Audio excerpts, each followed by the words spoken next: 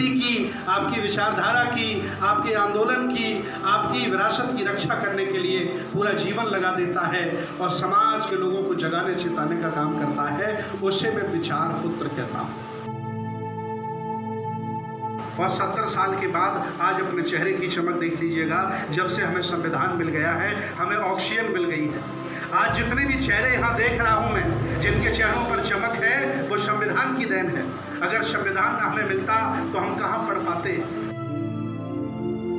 जब मंडल आया, हमारे अधिकार की लड़ाई लड़ी जा रही थी, ओबीसी को लाभ दिए जा रहे थे, उनका जीना मुहाल किया जा रहा था, एक कमंडल लेके आए। और जब हमारा बहुजन आंदोलन आया तो उन्होंने राम का आंदोलन शुरू कर दिया।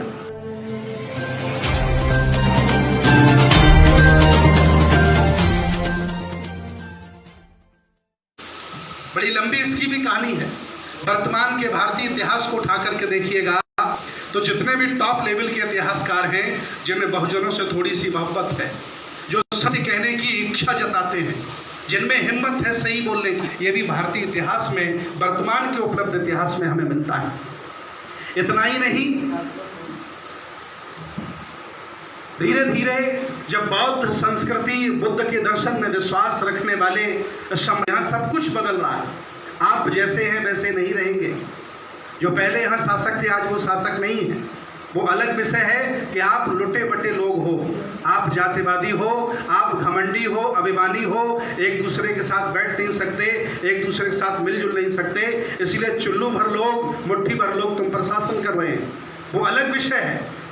आप ज्ञानी बनते हो सब लोग, लेकिन साथ साथ बैठ नहीं सकते, सामाजिक, राजनीतिक, धार्मिक आपस में बैठ करके चर्चाएं नहीं कर सकते। इतना अभिमान, घमंड हम रखते हैं कि एक दूसरे के सुख दुख में हम शामिल नहीं हो सकते। इसी का नाजायज फायदा उठाकर मुट्ठी भर लोग तुम पर शासन कर रहे हैं और आप अपने आप को ज्ञानी बताते हो। ये कहीं से भी देख लीजिएगा, ये ज्ञान नहीं है, पागलपन के अलावा और कुछ नहीं है।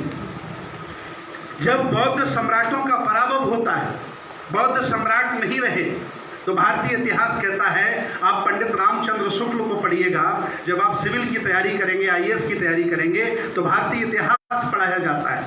मध्यकालीन हिस्ट्री, प्राचीन हिस्ट्री और वर्तमान की हिस्ट्री पढ़ाई जाती है। उस इतिहास में है कि जब बौद्ध सम्राटों का पराभव हुआ तो साकेत, बहराइच, श्रावस्ती, बलरामपुर, गोंडा, बाराबंकी, अंबेडकर नगर, पूरा जो टांडा का एरिया है, इस एरिया पर दो परिवार डेवलप होते हैं।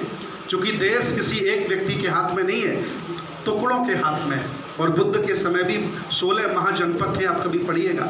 अलग अलग महाजनपद थे जो शासन करते थे, अपने आप को सम्राट और राजा थे।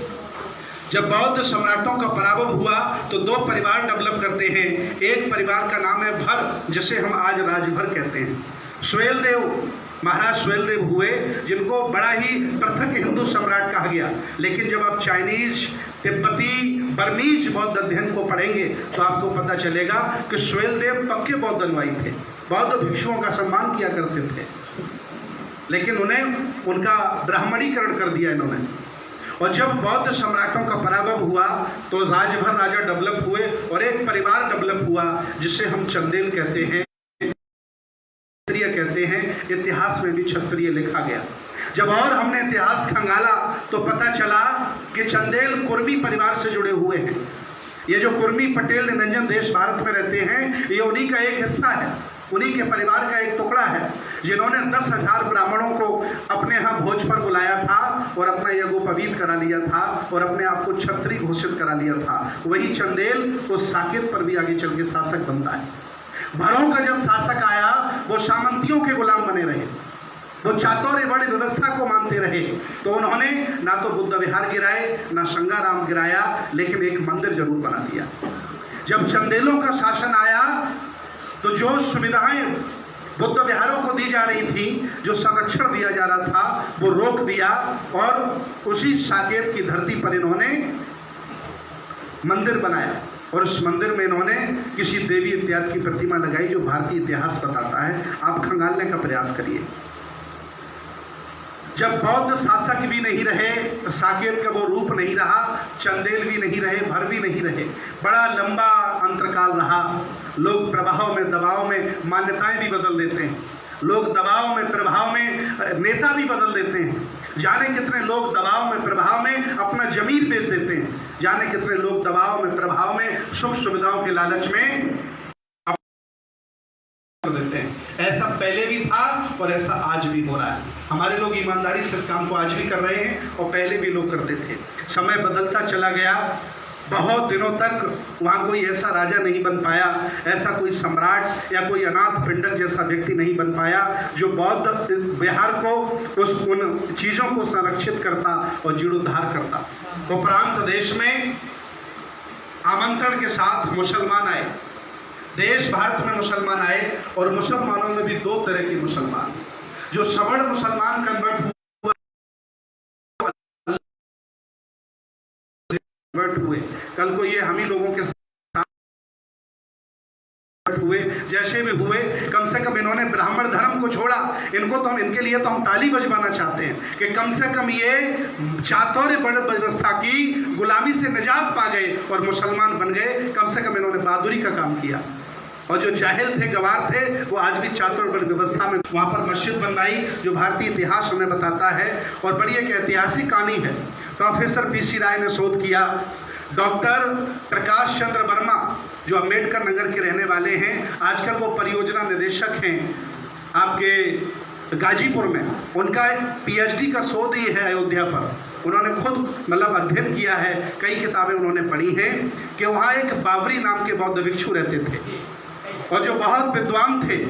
और भारतीय दर्शन में यह भी कहा जाता है कि वो सोतपन्ना सनगदागामी अनागामी अरहत तक हो गए थे। ऐसे बौद्ध भिक्षु वहाँ निवास करते थे। जब मस्जिद डेवलप हो गई, लेकिन बाबरी के नाम से ही वो जगह जानी जाती थी। कहीं भी इस्लाम में ऐसा नहीं हुआ कि इस्लामियत नाम के अलावा किसी मस्जिद का नाम रखा गया हो, लेकिन साकेत में पहली बार ऐसा हुआ कि बाबरी बौद्ध भिक्षु के नाम से वो मस्जिद जानी गई। धीरे धीरे मुस्लिम शासक भी नहीं रहे। मुगलिया खानदान इतना बड़ा खानदान था, आज एक उनका वारिस आपको ढूंढने से नहीं मिलेगा, क्योंकि संसार परिवर्तनशील है। 70 साल पहले आप अपने चेहरे की चमक देख लेना, देख लीजिएगा, और 70 साल के बाद आज अपने चेहरे की चमक देख लीजिएगा। जब से हमें संविधान मिल गया है, हमें ऑक्सीजन मिल गई है। आज जितने भी चेहरे यहाँ देख रहा हूँ मैं, जिनके चेहरों पर चमक है, वो संविधान की देन है। अगर संविधान ना हमें मिलता तो हम कहाँ पढ़ पाते, कहाँ हम धनवान हो पाते, कहाँ हम जैसे शूद्र के शरीर पर ये चीबर आ पाता। ये लोग तो मेरा उतरवा लेते कपड़ा, कहते हैं कि शूद्र तुझे ये कपड़ा पहनने की इजाजत किसने दे दी। ये संविधान की देन है कि मैं बौद्ध भिक्षु बना और आपके चेहरे पर चमक आई। हमारी आज़ादी को 70 साल ही हुए, घबराइएगा नहीं, चलने दीजिए, लंबा बड़ा युद्ध होगा और अब शासक भी बनेंगे, धैर्य रखिएगा, क्योंकि हम लोगों में धैर्य की बहुत कमी है।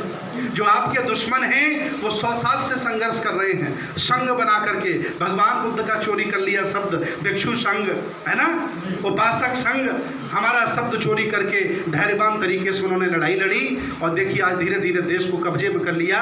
यहाँ 10 लोग धैर्यवान नहीं मिलते हैं जो 20 साल बिना कुछ पाए संघर्ष करते रहे। विचारधारा के लिए आपको ढूंढे नहीं मिलेंगे।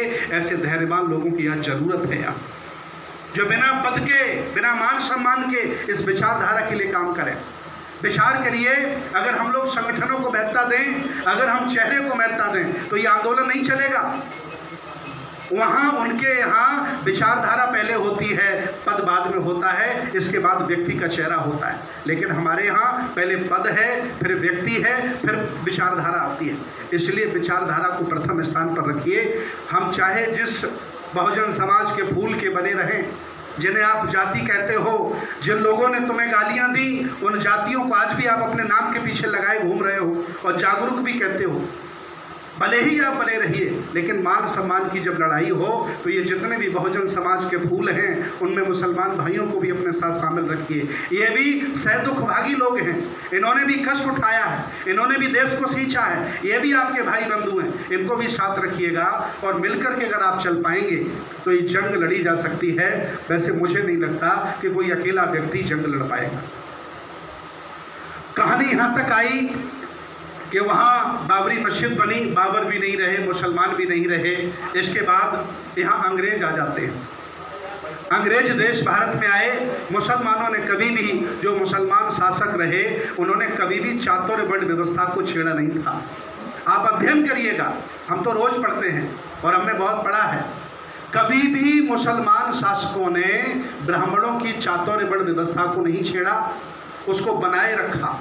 ठाकुर था तो ठाकुर जैसा सम्मान दिया, ब्राह्मण था ब्राह्मण जैसा सम्मान दिया, मजदूर था मजदूर जैसा सम्मान दिया। कभी मानवता की दृष्टि से ये नहीं देखा कि मजदूर है, ज्ञानवान है, इसका ज़्यादा सम्मान कर दिया जाए। क्योंकि वो सीढ़ियाँ जो बनी थी इसका ये पालन करते रहे और उसी व्यवस्था में शासन करते रहे। पहली बार अंग्रेजों ने ब्राह्मणों की चातुर्वर्ण व्यवस्था को छेड़ा। हम असहाय, कमजोर, हकवंचित समाज के लोग कभी भी एक पैसा जेब में नहीं रख सकते थे। अंग्रेजों ने पहली बार अधिनियम बनाया, कानून बनाया और हम बहुजनों को जेब में पैसा रखने का अधिकार दिया। हम लोग कभी कुर्सी पर नहीं बैठ सकते थे, अंग्रेजों ने कानून बनाया और हम लोगों को कुर्सी पर बैठाला। हमारे घरों में पहला बच्चा पैदा होता था, हम नदी में, गंगा में दान कर देते थे। अंग्रेजों ने रोक लगाई, सती प्रथा पर रोक लगाई, बाल विवाह पर रोक लगाई, समान शिक्षा लागू की, समान न्यायिक प्रक्रिया लागू की। ये अंग्रेजों की देन है, लेकिन हम लोग नहीं बोलते। बाबा साहब जब मेरे लिए संघर्ष कर रहे थे तो मेरी सुनने वाले अंग्रेज थे, क्योंकि उनका चरित्र अच्छा था इसलिए मेरा दर्द वो सुन लेते थे। इस समय तो जालिम बैठा जिसका चरित्र ही गंदा है, किससे आप सुनाओगे, किससे आप अपनी फरियाद करोगे? लोग हमसे कहते हैं कि भंते जी, देश भारत का जज, देश भारत का सुप्रीम कोर्ट, हाई कोर्ट, ये दोनों गुलामी कर रहे हैं, आप किससे मांग कर रहे हैं? लेकिन मैं उनसे कहता हूं कि भारतीय संविधान का तीसरा ये स्तंभ है। अगर हम जैसा बहुजन व्यक्ति, बहुजन समाज अगर भारतीय संविधान के तीसरे स्तंभ न्यायपालिका पर विश्वास नहीं करेगा तो मेरे दुश्मनों को मौका मिल जाएगा संविधान बदलने का।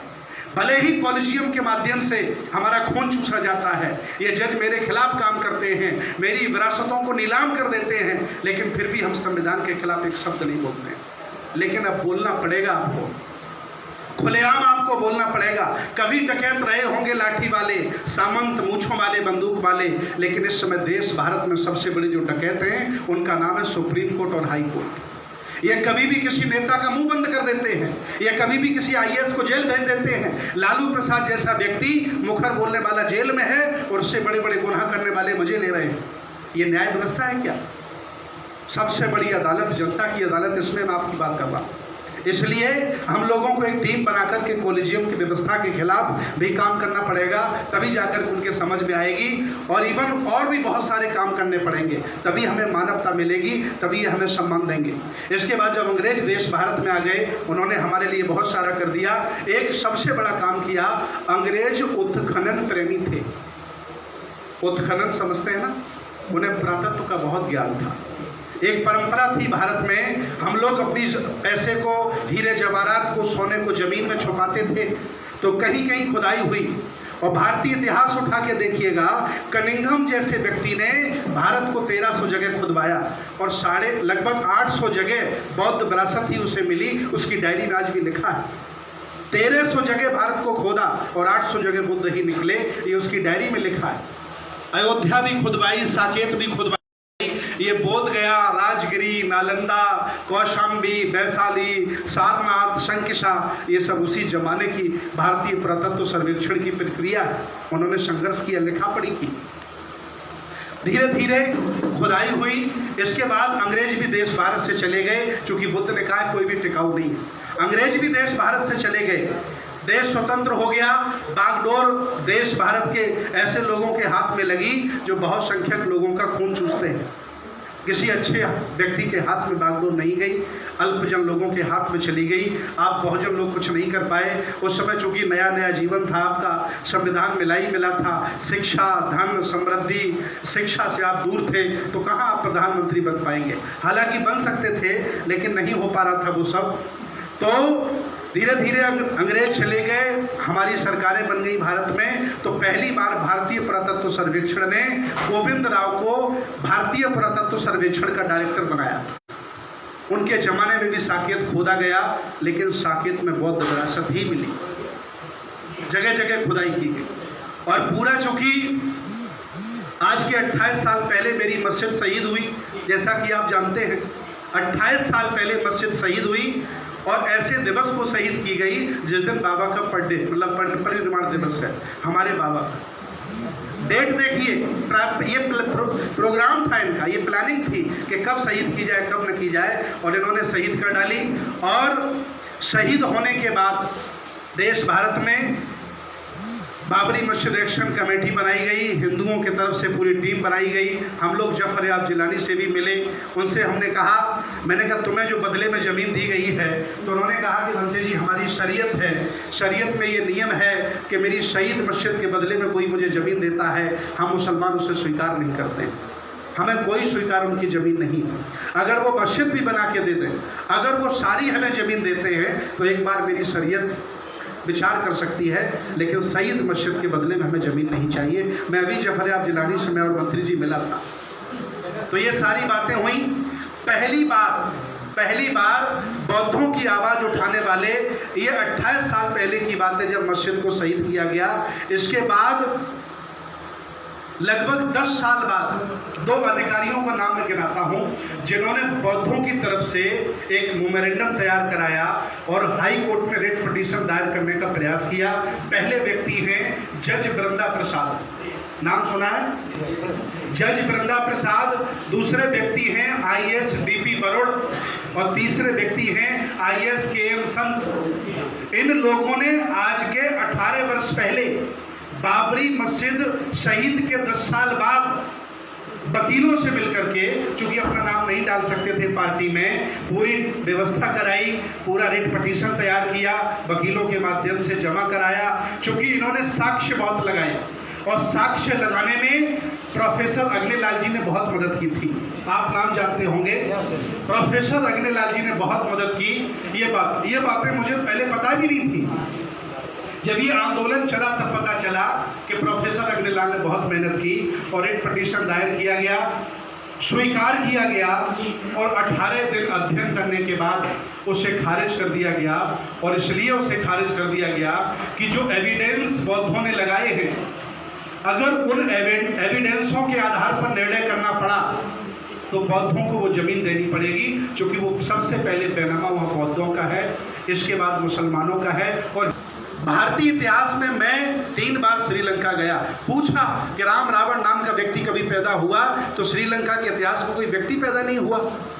और हम लोग ये बात मानते हैं कि लोग पैदा नहीं हुए। ये पुष्यमित्र शुंग अपने आप को राम बनाता है और 10 राजाओं को रावण बनाता है, और ज़बरदस्ती ऐतिहासिक तरीके से, पागलपन की तरीके से वाल्मीकि से ये कहानी लिख पाता है। एक कहानी मात्र एक धार्मिक ग्रंथ बन गया जिसे हम लोग आज रहे हैं, और इसे पूजने वाला कोई और नहीं, बहुजन समाज ही है। आज गांव-गांव चले जाइए, हम ही लोग ही उनकी माला फेरते हैं, हम ही लोग उनकी गुलामी कर रहे हैं। अगर हम लोग उनकी गुलामी छोड़ दें तो वो तो वैसे ही बर्बाद हो जाएंगे, किसी काम के नहीं रहेंगे। तो ये मन बनाना पड़ेगा कि उनकी दुकान से सामान न लें, ये मन बनाना पड़ेगा उनके प्रोडक्ट न खाएं, ये मन बनाना पड़ेगा उनका सम्मान न करें, ये मन बनाना पड़ेगा उनको वोट न दें, तभी उनसे आप आज़ाद हो सकते हैं। ये साकेत मुक्ति आंदोलन एक समग्र आंदोलन है। जब हमारा मंडल आया, हमारे अधिकार की बात आई, तो इन मूर्खों ने कमंडल तैयार कर दिया था। जब मंडल आया, हमारे अधिकार की लड़ाई लड़ी जा रही थी, ओबीसी को लाभ दिए जा रहे थे, उनका जीना मुहाल किया जा रहा था, एक कमंडल लेके आए। और जब हमारा बहुजन आंदोलन आया तो उन्होंने राम का आंदोलन शुरू कर दिया, और इसको ध्वस्त करने के लिए साकेत आंदोलन पर्याप्त है, ये मैं दावे के साथ बता रहा हूँ आपको। आप बैठिए, गली गली, मोहल्ले मोहल्ले, लोगों में चर्चा करिए। बुरे वक्त में अगर हम लोग इकट्ठे नहीं हुए तो कभी अच्छे दिनों में इकट्ठे हो नहीं सकते। ये बुरा वक्त है बहुजन समाज के लिए। मुसलमान भी करा रहा है, शेड्यूल कास्ट के लोग भी करा रहे हैं, ओबीसी असली सूत्र भी करा रहा है, ये सारे लोग इस समय रो रहे हैं। लेकिन हम जैसे लोग जा रहे हैं इनके बीच में आंसू पहुँचने के लिए।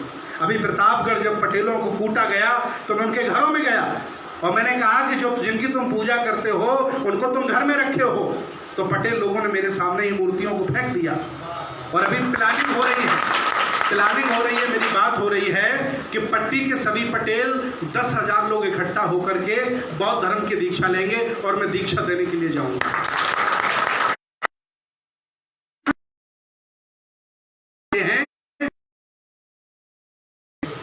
अरे आप पिटते रहिएगा, वो कभी नहीं आएंगे। जब वो पिटे तब आप नहीं गए, ये बना रहेगा ना जातिवाद। इसलिए बहुजन की बात करिए, जाति के नाम मत लीजिएगा। हैं भैया हम बहुजन समाज से बिलोंग करते हैं, 85 है। बाबा साहब कहे थे ये बात कि हम अपने लोगों को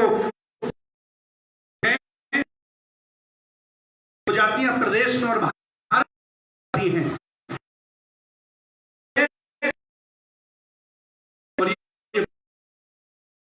इनका प्रमोशन हो जाएगा। लेकिन बाबा की बात तो तुम्हारी समझ में आई नहीं। आज भी तुम्हें गोत्र से प्यार है, आज भी तुम्हें जाति से प्यार है, चिपका के रखा है, हटा नहीं पा रहे हैं।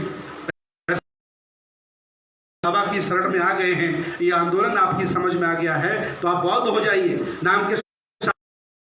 और जो मुसलमान मेरे भाई हो गए वो तो अच्छे लोग हैं, बहादुर लोग हैं कि कम से कम बामनों ले गए।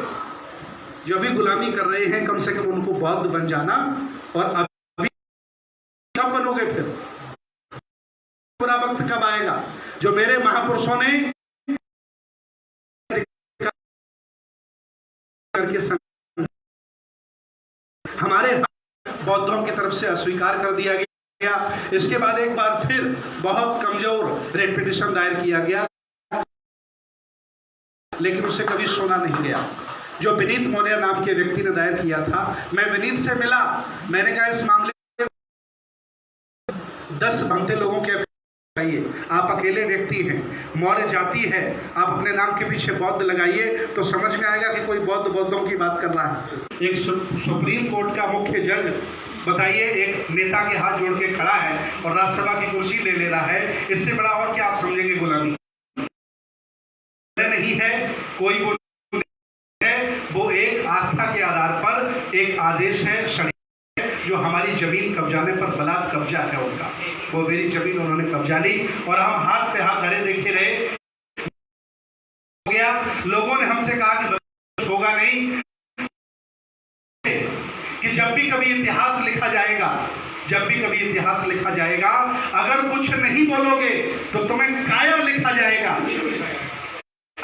जाते रहोगे, सुप्रीम कोर्ट हाई कोर्ट जाते रहोगे, तो ये हमारी 100% सफलता है। ये आंदोलन हमारा है, ये बहुजन शासक बनाएगा, ये आंदोलन बौद्धमय भारत बनाएगा, ये हक वंचित लोगों को न्याय दिलाएगा। ये समग्र आंदोलन है। देश मंदिर बनने लगा, जजमेंट हो गया और मुसलमान भाइयों ने तो जमीन को छोड़ ही दिया, कहा कि शरीयत के आधार पर हमें नहीं चाहिए। समतलीकरण होने लगा और समतलीकरण करने का तरीका देखिए इन लोगों का, 20 फीट जमीन को ये खोदते हैं और उस जमीन में जो भी मस्जिद के अवशेष मिलते हैं, जो भी बौद्ध अवशेष मिलते हैं, इनको क्रेन में डालकर के बालू बनाते हैं ताकि सबूत मिटाई जाए। ये इनका तरीका है समतलीकरण का। हद तो तब हो गई जब 21 जनवरी को दैनिक जागरण और अमर उजाला में खबर निकली कि समतलीकरण राम के पुख्ता सबूत निकले हैं और मंदिर सबूत मिले हैं। इन लोगों ने हम लोगों के गाल पर तमाचा मारा, ये बात कहकर कि तुम मानते नहीं हो कि राम पैदा नहीं हुए, देख लो मंदिर का अवशेष निकल आया। लेकिन वो इतने गधे थे, भूल गए थे कि जैसे ये वायरल किया जाएगा, जैसे ही अखबार में छपेगा तो देश भारत के बौद्ध जान लेंगे कि ये मंदिर के अवशेष नहीं है। ये जिसको तुम मंदिर के अवशेष कह रहे हो वो सम्राट अशोक की लाट है, जिसे आप शंकर जी की लिंग बता रहे हो। जो मेरा धम्मचक्र है 24 विष्णु का तुम पद बता रहे हो। ये बात पूरे देश में फैल गई।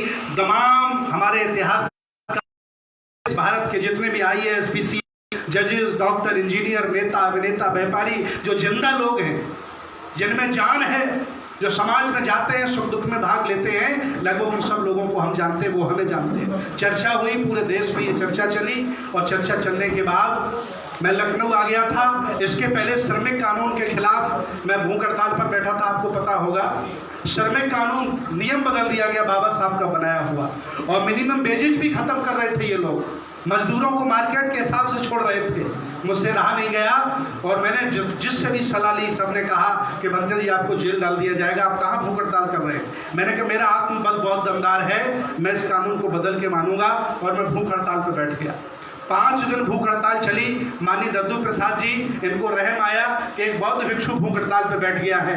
लॉकडाउन लगा था, जिले से दूसरे जिले में हम जा नहीं सकते थे, और माननीय दद्दू प्रसाद वहां पहुंचे और 2 दिन हमारे साथ भूख हड़ताल पर आप भी बैठे, और वहां बैठ करके 5वें दिन सरकार ने अधिसूचना वापस ले ली। हम लोगों की विजय हुई, हो कि नहीं विजय गई।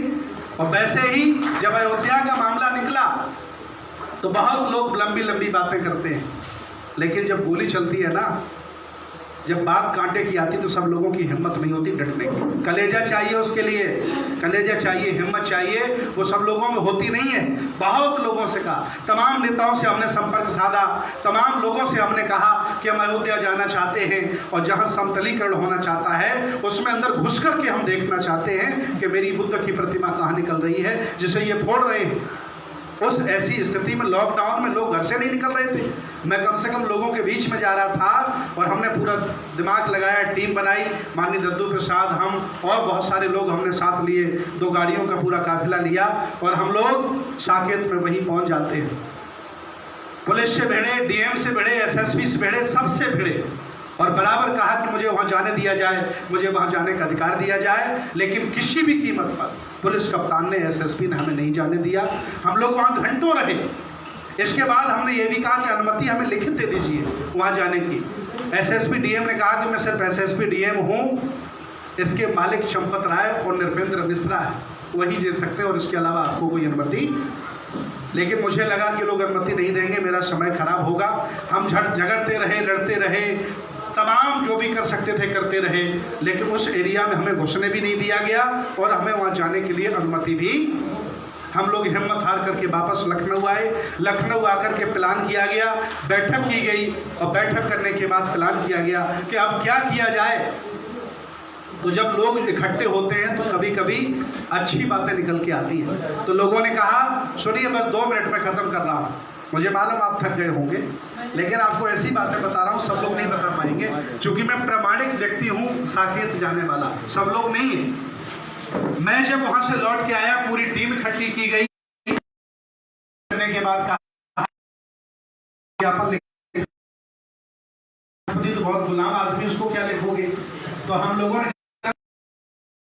गुलाम थोड़ी पद होता है, संविधान का राष्ट्रपति का पद बड़ा है। मतलब उसके लिए ज्ञापन लिखा गया, और ज्ञापन में आदेश बनाया गया कि मैं राम मंदिर का विरोधी, आप मंदिर बनाओ, क्योंकि मंदिर का विरोध करके मुझे ये सुनने वाले नहीं, ये तो हमें देशद्रोही घोषित कर देते। अभी तक तो हमें टपका देते ये लोग, मुझे मालूम था, लेकिन हमने भारतीय संविधान का सहारा लिया। बाबा साहब 1958 और 1972 और ये अधिनियम की सुरक्षा करने की, और बाध्य करते हैं भारत सरकार को, और हमने यही आधार, और वो ज्ञापन भेजा, और वही ज्ञापन हमने देश में अपील की सभी सामाजिक संगठनों से, राजनीतिक संगठनों से, सभी और भी अलग अलग बाबा साहब बुद्ध और गाडगे जितने भी नाम है हमारे बहुजन महापुरुषों के, सब लोगों से हमने अपील की कि इसमें आप अपने संगठन का नाम और अपना नाम जोड़ सकते हैं। देश में क्रांति चल पड़ी, बामन मेश्राम भी लग गए, बिलास खैरात भी लग गए, इधर हम लोग लगे ही थे। पूरा देश में आंदोलन चला, और आंदोलन चलने के बाद वो जो ज्ञापन था, लगभग 558 जिलों से ज्ञापन गया राष्ट्रपति के पास, और लगभग सभी जिलों की मेरे पास सूची है। 60-70 हजार की संख्या में ज्ञापन गया। हमने बौद्ध भिक्षुओं से अपील की, ये बौद्धों की लड़ाई है, इससे कोई उपासक नहीं लड़ेगा। मैंने अपील की कि इससे कोई उपासक नहीं लड़ेगा, ये साकेत मुक्ति आंदोलन, ये बौद्ध विरासत की लड़ाई बौद्ध भिक्षु लड़ेंगे। हमारे नेता हैं वो हमारा साथ देंगे, इसमें नेतागिरी नहीं करेंगे। सही बात है, हम बौद्ध भिक्षु की अगुवाई करेंगे, जेल जाएंगे, मारे जाएंगे तो पहले हम मारे जाएंगे। आप गिरफ्तार लेना। इसलिए बौद्ध भिक्षु करेंगे। मैंने मेल किया बिलास खेरा जी को, मैंने कहा इसके चक्कर मत पड़िए, आप बौद्ध भिक्षु किसकी अगुवाई करने दीजिए और आप हमारा साथ दीजिएगा। अगर आप साथ नहीं दे सकते हैं तो आप अपनी बीएमपी ज्यादा डिस्टर्बेंस मत करिएगा। ये बौद्धों की लड़ाई बौद्ध भिक्षु लड़ेंगे। हमने बौद्ध भिक्षुओं से अपील की, लगभग 40 बौद्ध भिक्षुओं ने, जो थोड़ा पढ़े लिखे हैं, बोलने वाले हैं, जागरूक हैं, समझदार हैं, जैसे भक्ते आलार कलाम जी हैं, इन्होंने भी एक वीडियो जारी किया। हमारे वीडियो तो वायरल हो ही रहे थे, तमाम लोगों ने वीडियो वायरल किए। वायरल होने जन तक पहुंचा और ये छोटा सा आंदोलन अयोध्या की धरती पर, हम प्रामाणिक व्यक्ति हैं, जाकर के हम और दद्दू प्रसाद जी वहां डेवलप हुआ। और सभी बौद्धों में बुद्ध से मोहब्बत करने वालों के लिए, बाबा साहब से मोहब्बत करने वालों के लिए एक ये सुनहरा अवसर था। ये बेचारे कोरोना भी भूल गए और ये फिजिकल डिस्टेंस भी भूल गए और ये आंदोलित हो गए, मोबाइल फोन करने लगे, तमाम काम चल गए। धीरे धीरे ये बनाया गया और साकेत मुक्ति आंदोलन की 4 टीमें बनाई गई। पहली टीम है संरक्षक मंडल, उसमें बौद्ध भिक्षु रखे जाते हैं और सरकारी कर्मचारी रखे जाते हैं। दूसरी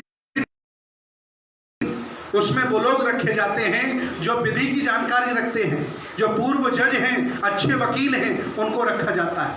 तीसरी टीम बनाई गई जन आंदोलन टीम, जो एसपी से बात कर सकते हैं, दरोगा से भिड़ सकते हैं, पुलिस कप्तान से आंखों में आंखें डाल के बात कर सकते हैं। ऐसे लोग भी जिले में 2-4 होते हैं। ये सबसे होता नहीं है।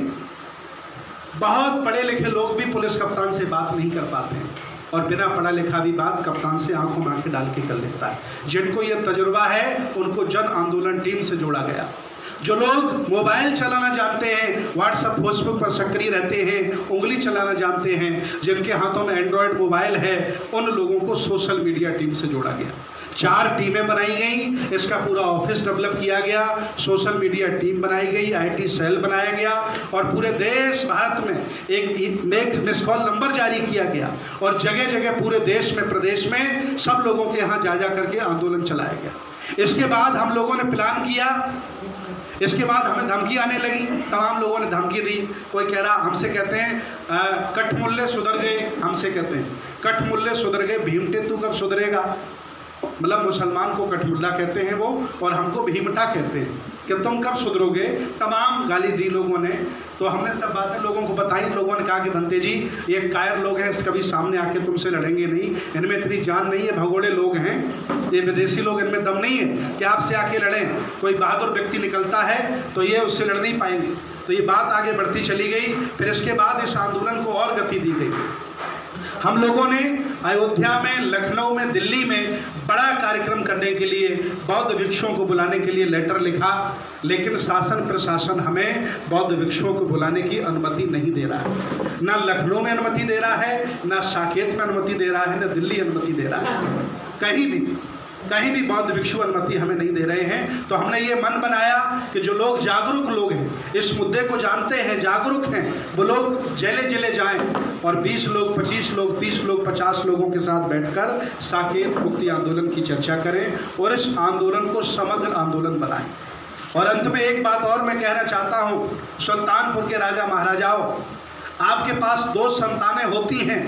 एक को आप कहते हैं रक्तपुत्र, जो आपके साथ रहता है, आप जिसे कमाते हैं उसी में से खाता है, आपके घर रहता है, बीच बीच में कभी कभी आपका अपमान भी कर देता है, आपके विचारों की अवहेलना भी कर देता है। और जब आप नहीं रहते हैं तो वही आपका रक्तपुत्र आपकी संपत्ति पर काबिज होता है, आपका वारिस हक लेता है। लेकिन एक और पुत्र होता है जिसे हम विचार पुत्र कहते हैं। विचार करिएगा आप लोग, जो रक्तपुत्र आपके घर में रहता है, आपकी संपत्ति का मालिक बनता है। एक और पुत्र है जिसे हम विचार पुत्र कहते हैं, जो आपकी संस्कृति की, आपकी विचारधारा की, आपके आंदोलन की, आपकी विरासत की रक्षा करने के लिए पूरा जीवन लगा देता है और समाज के लोगों को जगाने चिताने का काम करता है। उसे मैं विचार पुत्र कहता हूँ। इस समय बहुजन समाज में रक्तपुत्र ज्यादा हो गए हैं, विचार पुत्रों की बहुत कमी है।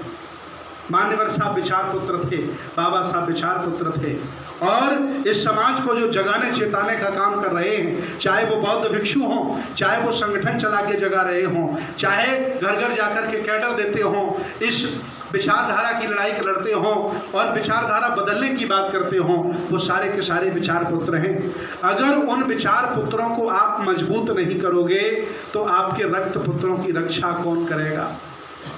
इसलिए आप लोग, जो लोग अपनी जान को हथेली पे लेकर सर पर कफन बांध करके व्यवस्था परिवर्तन की बात कर रहे हैं और कुछ बदलना चाहते हैं, इस आंदोलन को अंजाम देना चाहते हैं, इन लोगों की आपको मदद करनी पड़ेगी तन मन धन से, तभी जाकर के विचार पुत्र बढ़ेंगे और उनका मनोबल बढ़ेगा। तो आज मैं अपील करता हूं कि आप सभी लोग इस आंदोलन के हिस्सा हैं, चाहे जौन सा आप संगठन चलाते हो, चाहे जौन से फूल की वृक्ष की आप शाखा हो बहुजन समाज में, कोई फर्क नहीं पड़ता। अगर आप समता में विश्वास करते हैं, बुद्ध के आंदोलन में श्रद्धा है, बाबा साहब के आंदोलन में श्रद्धा है, तो आप साकेत मुक्ति आंदोलन के सदस्य हैं। आप इससे जुड़िए। अगर आप अच्छे वकील हैं, मेरी न्यायिक टीम में जुड़िए।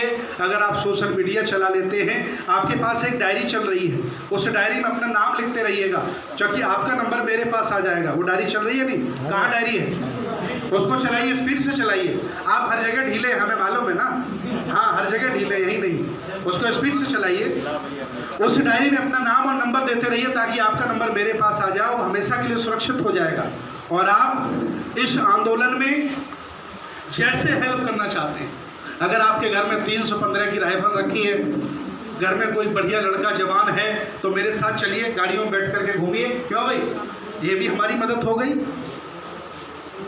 और जितने भी इस साकेत मुक्ति आंदोलन के माध्यम से काम होते हैं, जैसे भी धरना हुआ था, पूरे प्रदेश में जगह जगह धरना दिया गया, जो हमारी मेन टीम है उसने भी धरना दिया, सब लोगों ने धरना दिया, तो उसमें लोगों ने साथ दिया। लगभग उत्तर प्रदेश में 48 जिलों में लोगों ने धरना दिया और ज्ञापन दिया। ये भी सब काम होता रहता है, इसमें भी जुड़िए।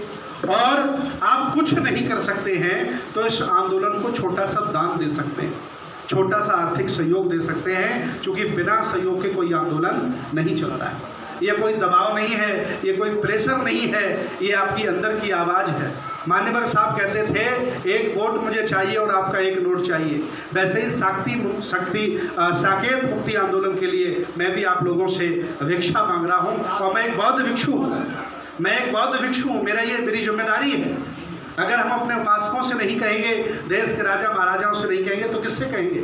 इसलिए मेरी अपील है, आपके पास जो डायरी आ रही है उसमें अगले पेज में आप अपना दान भी हमें दे सकते हैं और अपना नंबर भी लिख करके हमें दे सकते हैं। मैं बहुत प्रसन्न हूँ, क्योंकि मैं लगातार, ये हमारी 25वीं बैठक है जिलों में, 24 जिलों में हम बैठक कर चुके हैं और सभी जिलों से ये सुल्तानपुर की सबसे अच्छी बैठक है और सबसे ज़्यादा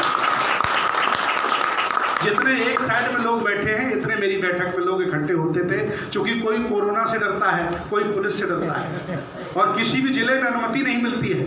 लेकिन मुझे लगा कि सुल्तानपुर के बाकी लोग बहादुर हैं और ये बाकी राजा महाराजा, ये डरे नहीं किसी से, न ये कोरोना से डर रहे हैं, न ये पुलिस से डर रहे हैं। इसलिए यहाँ संख्या भी अच्छी है और ये बैठक भी बहुत अच्छी हुई। मुझे आपके बीच में आकर के बहुत अच्छा लगा और मैं सबसे अपील करता हूँ कि जो मैंने कहा है उस पर अमल कीजिए और हमारी हेल्प करिए और आंदोलन में जुड़ने का काम करिए। बहुत बहुत धन्यवाद, बहुत बहुत साधुवाद। मेरा अपना चैनल, आपका चैनल, समाज का चैनल, देश का चैनल NB News 24/7 को आप लाइक करें, सब्सक्राइब करें और ज्यादा से ज्यादा इसकी वीडियो को शेयर करें, ताकि हर खबर को मैं आप तक आसानी से पहुंचा सकूं।